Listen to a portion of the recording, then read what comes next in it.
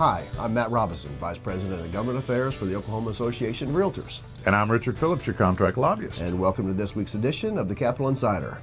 And Richard, we heard about another bill dealing with disclosure. Let's talk about that. Well, we're sitting in a committee, and another procedure that the Senate uses is other business. Sure. And we saw a bill pop up yesterday that would require disclosure of the sale of any property, whereas realtors now have to disclose certain items. Sure. But this would apply to all properties and all transactions. And it was all inclusive, including potential earthquake and flooding areas, a lot of things that a lot of people don't realize. So then that would apply, like you said, to every transaction of every single piece of real property.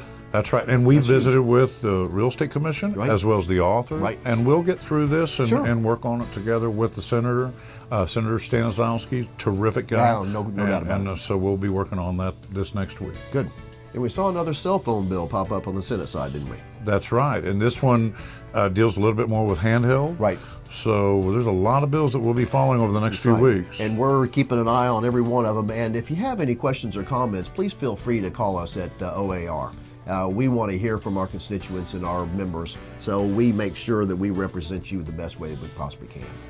And that's going to wrap it up for this week's edition of the Capitol Insider. And please remember, April 8th, mark that on your calendar. You're going to get a lot more information about our Legislative and Economic Summit, as well as Realtor Day at the Capitol, and our legislative reception going to be that evening. So put that on your calendar, please. We need a great turnout.